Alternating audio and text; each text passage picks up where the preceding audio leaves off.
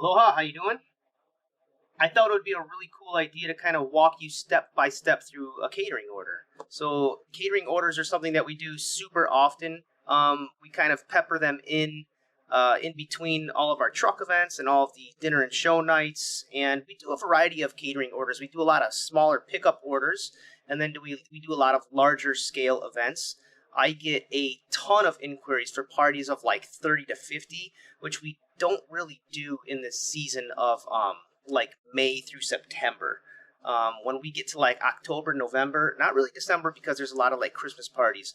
When we get to like October, November, and then January, February, March, and some of April, we'll do a lot of these like little ones that are like 30 to 50. Unfortunately, we get a lot of those, and it's definitely a problem. People will say like, well, that's a good problem to have. It's just a shame because I mean, I hate turning down any work, and it's something that actually I still struggle with. It's taken me years to get to where I am now, where I'm comfortable, maybe turning down that work. So in the summer, though, we really just have to capitalize, considering our resources, our labor, kind of just like what we can handle too. So I wanted to show you from beginning to end a pretty standard catering order, one that's a little bit larger, and definitely watch till the end because at the end, I'll take shots of being at the event, the buffet line, and I'll try to get, all the preparation and stuff too, but we'll see how that goes. But I'm going to flip the camera around and I'm going to show you kind of like where it all starts. First, the customer will fill out a form, and a lot of people fill out forms and send them to me. But then I email them back, and it's a very personalized experience. I email them back, and I ask more specifics. I ask about, the address. I ask about the number of people. I ask what the special occasion is that they're celebrating, whether it's like a work lunch event or whether it's, Grandpa Joe's 50th luau birthday party, or whether it's an anniversary, or whether it's a wedding reception. And then I ask specifics about the menu. Most people, they kind of leave it in my hands, but then I send it back to them, and I let them know, like, hey, take a look at this. If you want to edit it, then I will change it, and I will send it back to you. But I'll do this like 9258_3, and I usually never make it past 3. Every time they edit it or there's a change, I will do like _1, _2, _3, and then I'll copy and paste our email thread in there just so it's very clear as far as like what's being changed, what they want, what I suggest. And then, obviously I'll put like, my responses in red and theirs in a different color, just so it's very clear and there's no having to refer back to the email, so it saves a little bit of time.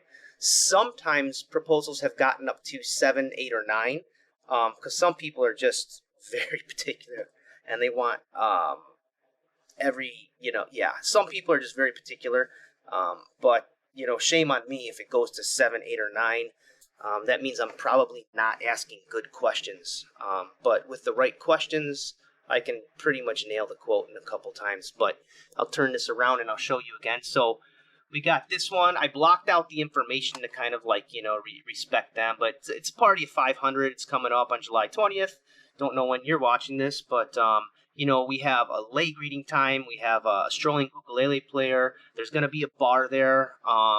And then there's a luau show there, and then we have when the food arrival time is going to be there, and when the actual food starts.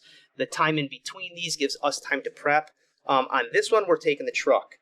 We also have a lot of mobile equipment too. It's a little bit more of a pain, but sometimes, especially when you go downtown, we can't get that beast of a truck there. So sometimes we take our mobile equipment, and that includes like putting down a floor, and that includes it's a lot more work, and so it's actually a little bit more pricey because we're packing up trailers, and we're loading up deep fryers, and we're loading up oil, and we're loading up propane and griddles and grills, and we're setting up a tent. And so it's just it's a lot more work when we are not using the truck. So I'm actually pretty grateful on this event coming up in a few days that we are using the truck. So it goes down to where like I list the menu, and then all of their specifics are in yellow. We're doing taro chips, we're doing grilled pineapple, we're doing egg rolls, we're doing salad, fruit platters, we're doing pork, we're doing teriyaki chicken. They wanted these 2 vegetarian dishes. They wanted something vegan in there as well. we're doing a salmon dish, we're doing white rice, we're doing coleslaw, 2 desserts.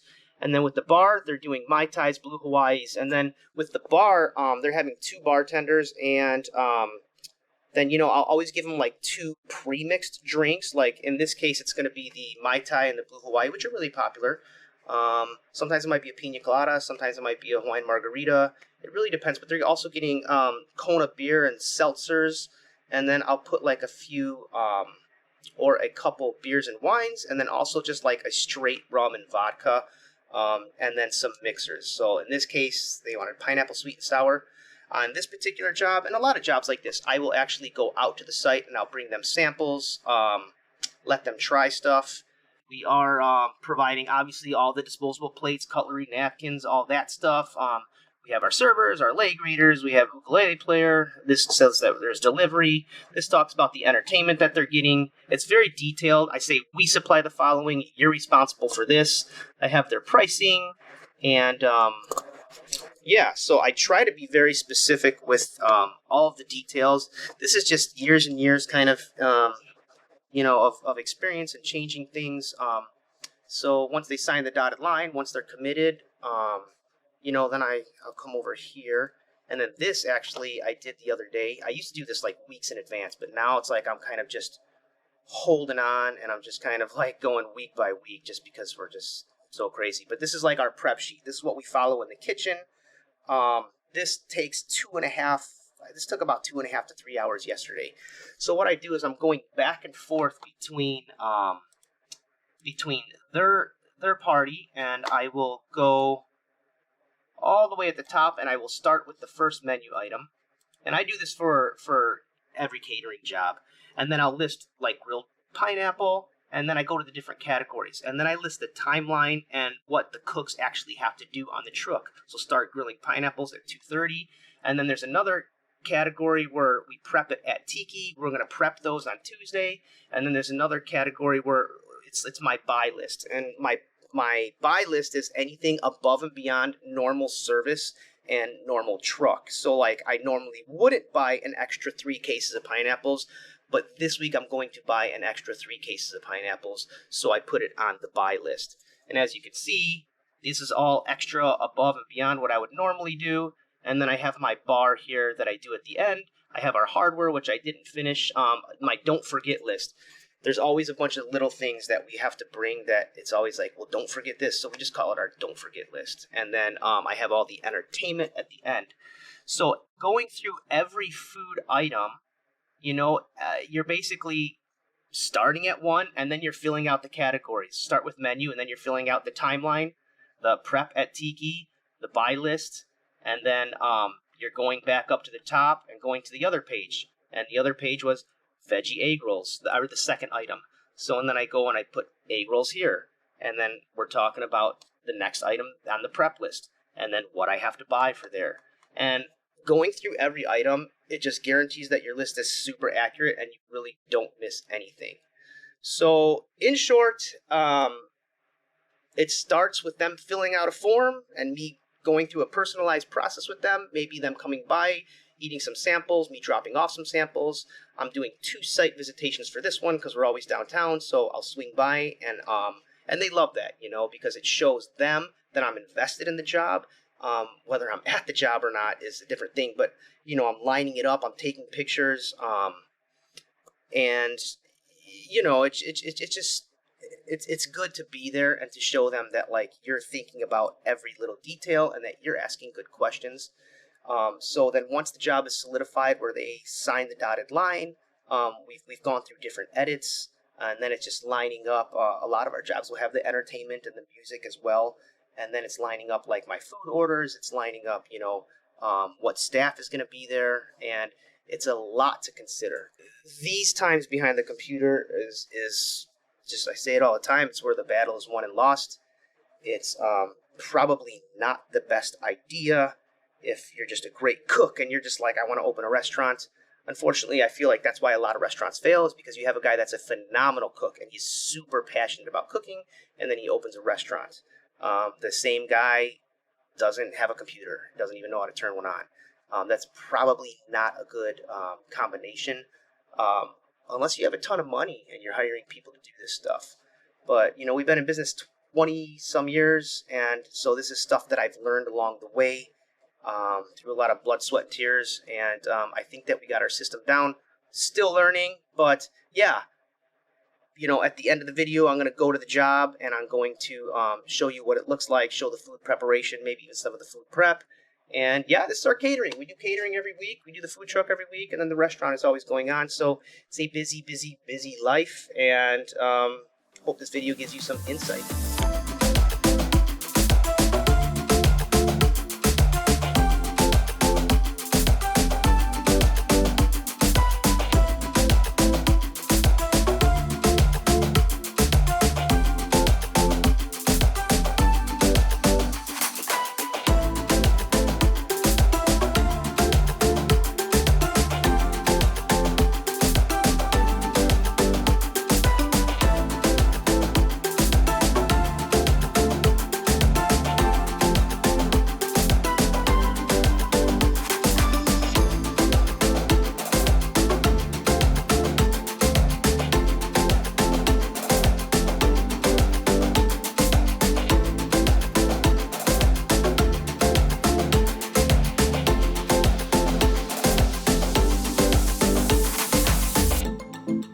So we've been cranking away on this prep. We've been working a ton with these catering orders, especially the big ones. Like, all the work is in the prep. As far as like implementing all that prep, and as far as serving the customers, as far as setting up the job, that's like a very, very little portion. All the work is done before. I think a lot of people kind of like maybe don't know when you pay a lawyer like $350, you're not paying for that 1 hour of work. They'll charge like $350 for 1 hour. You're actually paying for like whatever is like 10 or 15 years of school and all the investment he made into that school and all that. With catering, it's kind of like a similar comparison, because you might only be there like 4 or 5 hours, but I mean, there have been like just so much charting and so much prep and so much coordination. I don't know how much broccoli we blanched and how many vegetables we blanched and how much taro we cut and how much fruit salsa we're making. And I mean, the proteins, I mean, this walk-in cooler is just packed. The bar, the guy has been here for days. Rich, he's been prepping up the bar, and we've just been coordinating with everything. The entertainment's going to be there, and there's just a lot of pieces to this order. But we're cranking away, we're moving, and the job is tomorrow. And so today is a giant day. Tomorrow morning is a giant morning. And then when we get there, we can kind of just relax and implement. So I'm excited about that.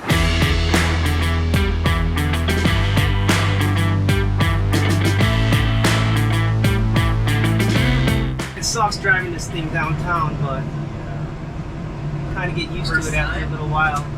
No, we've been down to Millennium Park before, and we're in the park, so I mean, like, definitely, it's just kind of, it's a little stressful sometimes. So we're here, and of course there's always issues with the parking. You got to send your insurance to park at these places, and they got to hold off spots, but so there's like a landscape company in there. Oh, but they're moving now, but oh no, they're not. So basically, I'll show you. This is Franklin Street, right off of Calhoun. And so out in this area right here is where there's going to be the show and some music, and there's going to be one of the bars. And then you go through these doors right here, and that's where the buffet is going to be. So it's nice when you're inside, but even if we were outside, we're in the shade, so it's all good.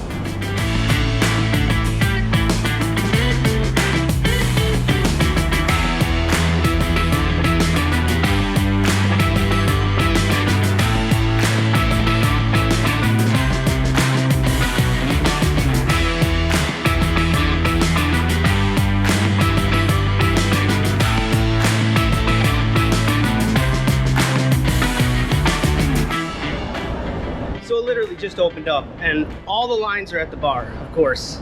Now it's easy street. It's just about refilling. So we have a runner and a caller, and so when we're out of something, they'll call for it.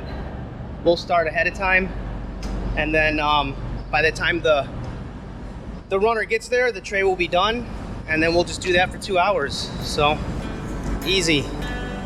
Now it is.